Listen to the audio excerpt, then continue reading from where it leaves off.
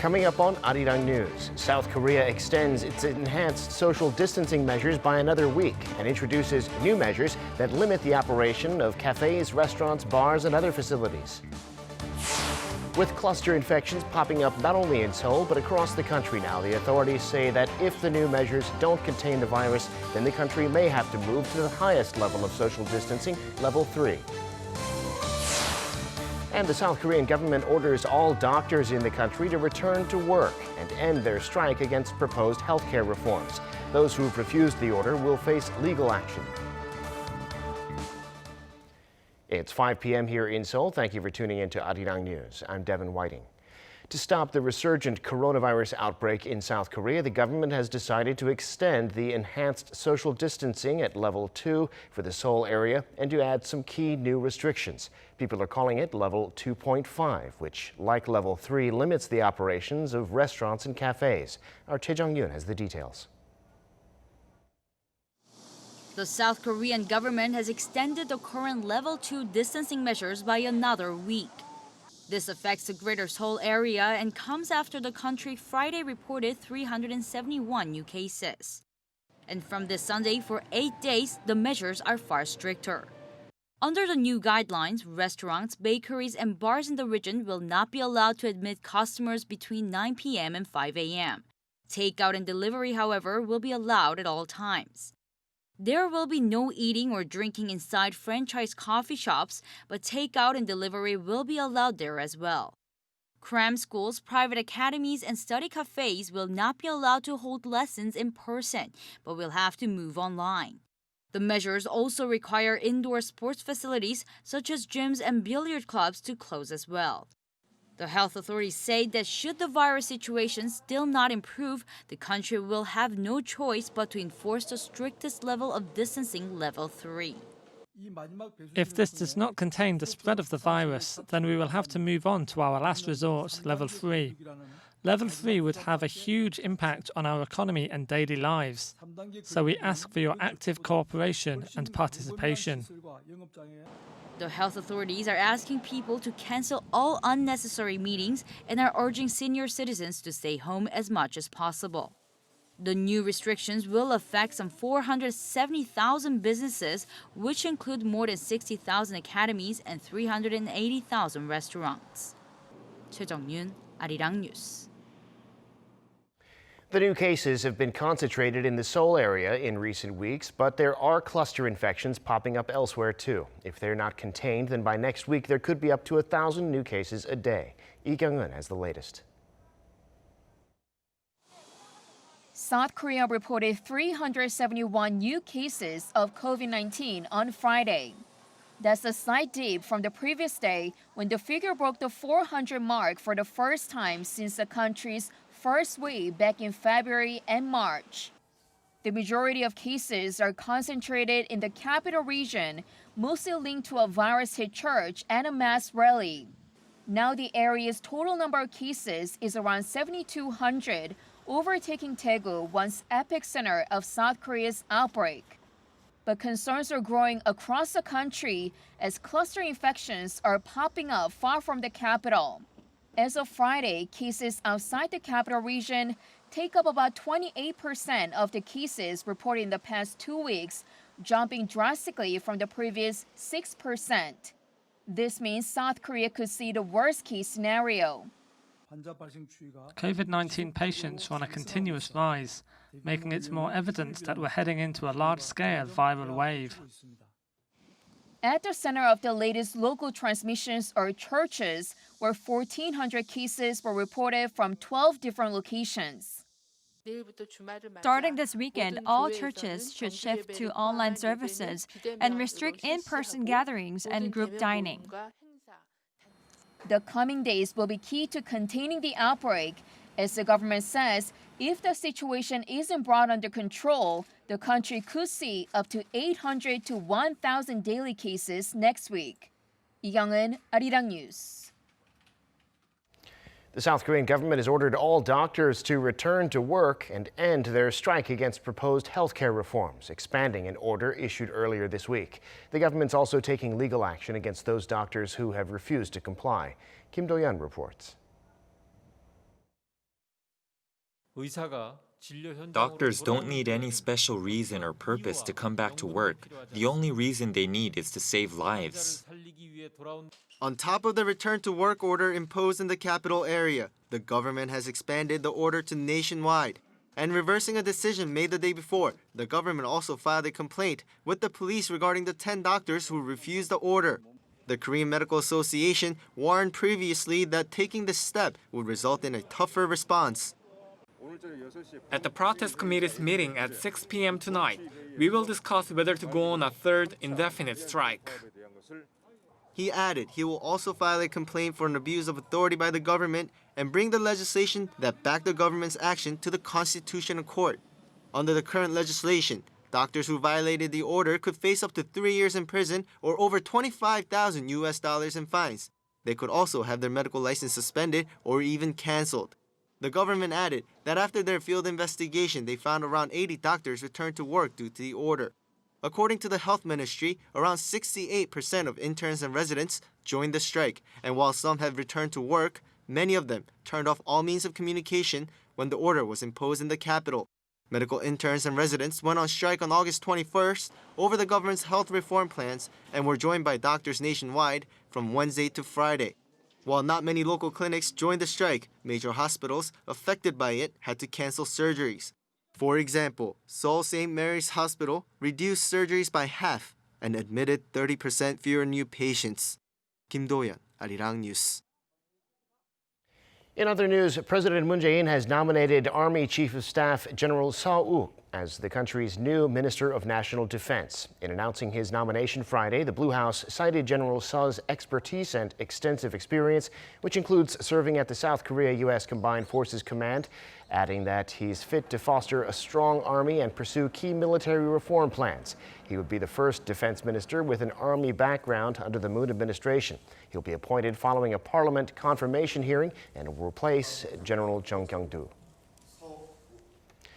Japan's longest-serving Prime Minister Shinzo Abe has resigned on Friday for health reasons. There had been speculation about his health since Abe went to the hospital twice in the last 2 weeks. He's known to have a chronic bowel condition that once already caused him to step down in 2007. Until Abe's term ends in September 2021, Deputy Prime Minister Taro Aso is expected to take over as acting Prime Minister.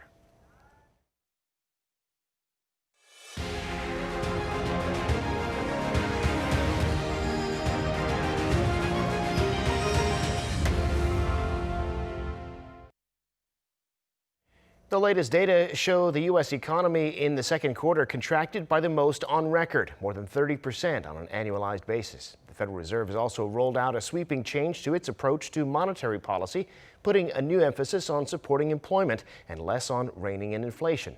Lee Seung-jae reports.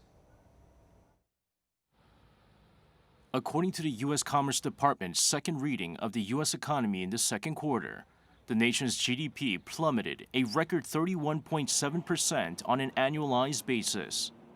The announcement on Thursday was revised down from the 32.9% initial estimate. Even with the better-than-expected revision, it's still the worst-ever economic contraction in U.S. history.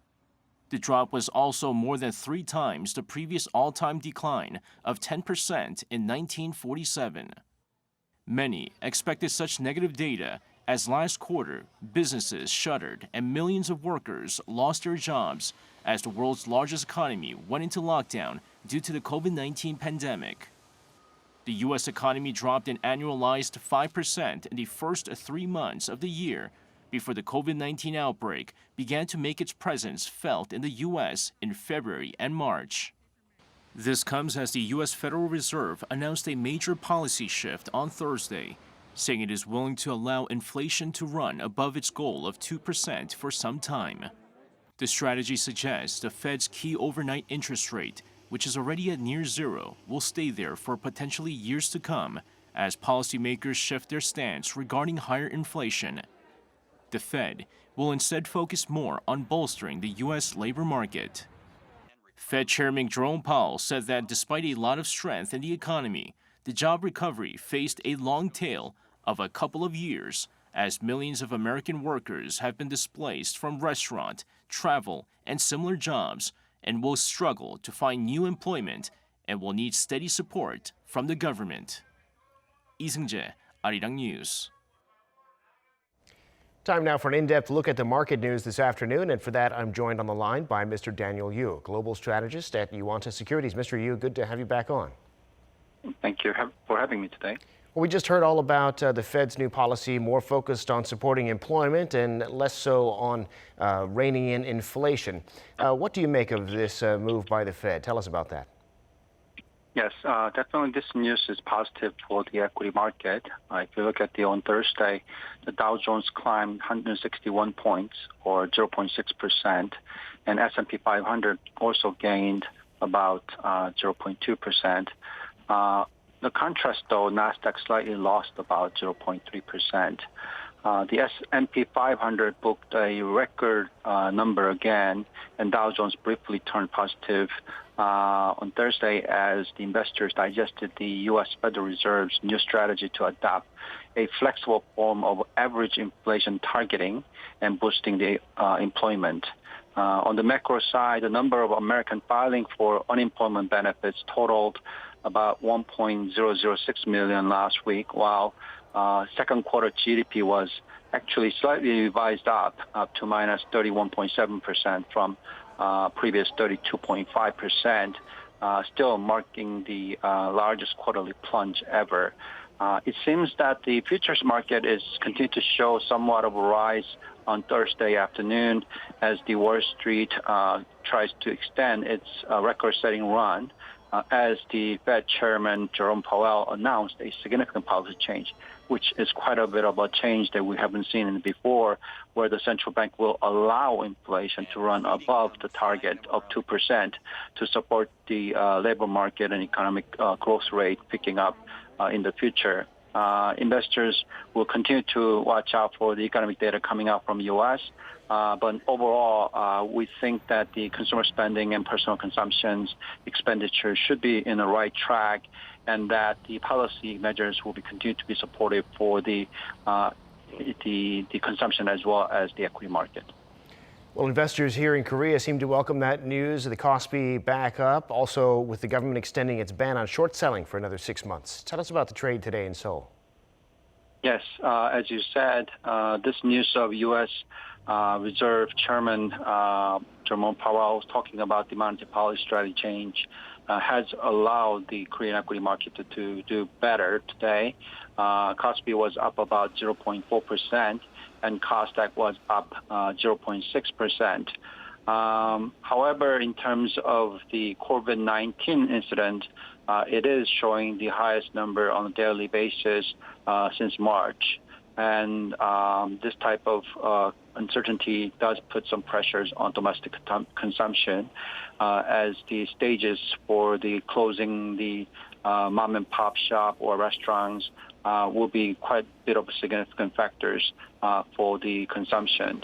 But even though this kind of negative news, we saw equity market rising because from the U.S. positive news, but also South Korea's financial regulator have said that they have decided to extend a temporary ban of the short selling for stocks for another 6 months, which means that until March 15th of next year. When we look into the future economic growth rate, the first quarter of next year would look very good on a Y number, year-on-year number, because we had seen a crash of the growth rate in the first quarter, which means that for a longer-term basis, Korean equity market has more room to go up in the future. So therefore, we should continue to focus on the Korea's equity market for the next about 3 months or so. Well, now we're almost out of time, but one last statistic we see today that Korea's tax revenues and contributions to social security programs compared to GDP rose last year for the first time to above 27%. Last year, of course, was before the pandemic. So tell us about that and what stands out to you. Yes, the Korea's tax to gross domestic product ratio reached nearly 27% in 2018, but was lower than that of other countries. So this number is significant that it is showing a faster speed, but nevertheless, in terms of text to GDP ratios for international comparison, if you look at 2018, the OECD average was about 34.2%, and 2016 it was 34%, whereas the Korea's number is around 25 to 26%. It is rising, which is putting somewhat pressure for the domestic consumption pickup, but nevertheless, we think that this trend is probably here to stay in the future. Got it. All right, Mr. Yu, thanks so much for coming on. We appreciate it. Thank you very much. Now, if you're in Korea and you're subscribed to KT's OLED TV service, our channel number has changed. Effective yesterday, Arirang TVs moved from channel 200 to channel 166. With the channel now in the 100s, that'll help more KT viewers find the channel when browsing through.